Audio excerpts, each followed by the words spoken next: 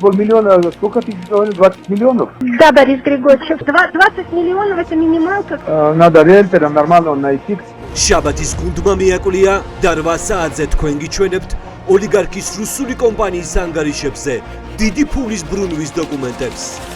ჯამურად არის 946 მილიონ 211,000.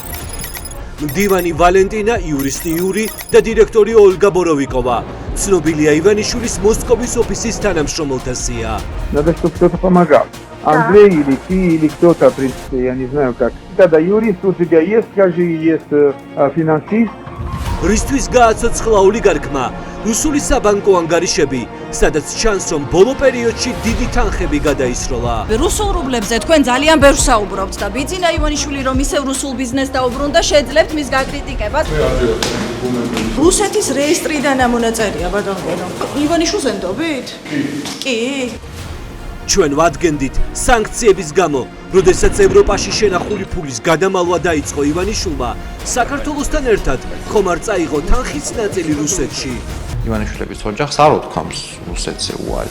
8 საათზე ნახეთ ბიძინა ივანიშვილის, ეკატერინა ხვედელიძის და უტა ივანიშვილის დიდი ქონება რუსეთში. ეს სახლები და ისინი მაგათი.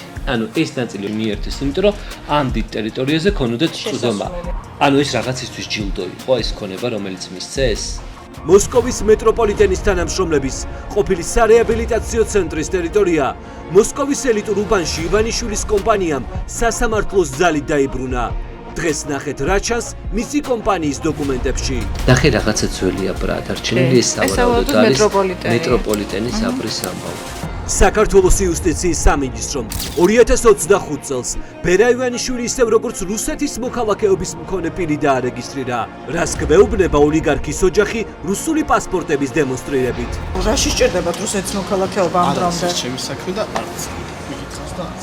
თქვენ ხო ძალიან ახლობელი ხართ ბერასი განსაკუთრებით და დღეს 8 საათზე ექსკლუზიურად აქ გიყვებით და გიჩვენებთ ივანიშვილის რუსულ აქტივებს.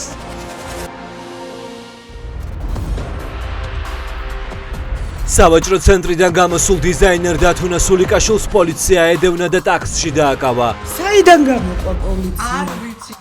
პროკურატურა ამტკიცებს, რომ 42 წლის დიზაინერს დიდი ოდენობით ნარკოტიკი ჰქონდა. პოლიციის დანახვაზე დათუნა ძალიან ანერგიულდა.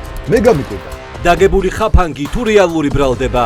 სამართალდამცველებმა კითხეს ყველას, მქონდა თუ არა რამე კანონს საწინააღმდეგო. ცნობილი დიზაინერის მრავალწლიანი ბრძოლა ნარკოტიკებთან და ფინალი ციხეში. ეს არის მისი ტრაგედია ამ ბოლო წლების განმავლობაში. 8 საათზე ნახეთ ვინ არიან მოწმეები და რა წერია პოლიციის ფაილებში.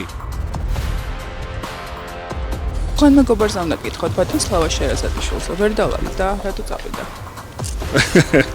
ფულის ამოღების სპეცოპერაცია, რატომ გარბიან ქვეყნიდან ქართული ოცნების დროს აღზევებული ბიზნესმენები? ნუ მოგვაროს, უნდა ითანამშრომლო სახელმწიფოსთან. 200 მილიონი ბათუმის პროექტისთვის, 100 მილიონი ბორჯომისთვის, 40 მილიონი ყაზბეგისთვის. ბიზნესმენი, რომელიც ღარიბაშვილის პრემიერობის დროს კოლოსალურ თანხებს იღებდა, ქვეყნიდან წავიდა. რას გაეკცა ბატონი სლავა თქვენი უახლოესი მეგობარი? ფული მოთხოვა ივანიშვილმა სლავას.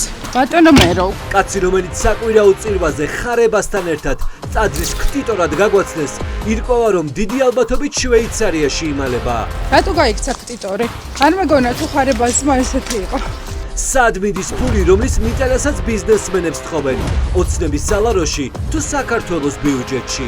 სლავა შერაზადიშვილი გამდიდრდა ანზორ ჩუბინიძესთან დაახლოებით. ხალხი, ვინც ოცნების დასაფინანსებლად მზად იყო, რომ ფული ეხარჯა და მათთვის ხმებზე ენადირა, ეგონა რომ ხელშეუხებლები იქნებოდნენ, ახლა ერთმანეთს დანარგვევს, ვის რამდენი მიატანინეს. საქმეს მირჩევს. აცვიად მე რას გეჭებ? ხე ხურდობა გინდა და ბავშვობაში თუ რა იყო ახლა ვერ გავიგე. მე გეკითხე. ერთ წუთს. თესევ მქონება დათმო უნივერსიტეტის მეშვიდე კორპუსს ცლიან. კობახიძის გეგმა გაყიდონ სასწავლებლის შენობები სისრულეში სასწრაფოდ მოჰყავთ. აი ახლა სალაპარაკოთ ვინ სახელმწიფო უნივერსიტეტთან დაკავშირებული თემები? როდესაც საკუთარი ერთ წუთს. შაბათის გუნდმა მოიპოვა დოკუმენტები. აქ გაეპარათ ქართული ოცნების მეგობარი ბიზნესმენის გვარი ვიზეც წინასწარიციან, რომ უნივერსიტეტის შენობა უნდა მისცენ. ძვირფასო პროფესორებო, როგორ ეგუებით ყველაფერ ამას მაინტერესებს. აქამდე სტუდენტებს პირდებოდნენ, რომ გაყიდულით მათთვის საერთო საცხოვრებლები აშენდებოდა. ჩვენ გადავიღეთ და 8 საათზე მთელ საქართველოს უჩვენებთ, რა ხდება იქ, სადაც სტუდენტებს უნდა ეცხოვრათ. 100 წელს არ უნდა გადმოსულიყვნენ აქ სტუდენტები, რატომ გაჭიანურდა ბატონო ხომ არ გაქვს ინფორმაცია? თბილისის ცენტრალური უბნები, შენობები, რომელიც სტუდენტებისთვის აშენდა, გასაყიდად მზადდება. ვინდა ადგა თვალი შენობებს, რომელიც ყველაზე ძვირადღირებულ უბნებში დგას. კომერციული ინტერესი ვის გაუჩნდა უნივერსიტეტის შენობებს? რატო? აი რა პრობლემაა? ამ ქვეყნის პრობლემა ხართ თქვენ. თესეუ ილიაუნი და ტექ უნივერსიტეტი, სამიზნეა კურორტებზე მდებარე შენობებიც. თუ იქნება რაღაც ერთი უნივერსიტეტი, იქ დავნიშნავ ვიღაც ყოფილ პოლიციელს რექტორად. ის მერე დანარჩენებს დააყენებს ყოფში. 8 საათზე მოგიყვებით, ვისთვის ყიდიან ამ ყველაფერს. ეს არ არის შენობები, რომელიც განყოფილია მათი ბიზნესმენების საკეთილდღეობით. დღეს 13 დეკემბრის საღამოს 8 საათზე მე და გამომძიებელი ჟურნალისტები ამ სტუდიიდან წარმოგიდგენთ შაბათის ეთერს.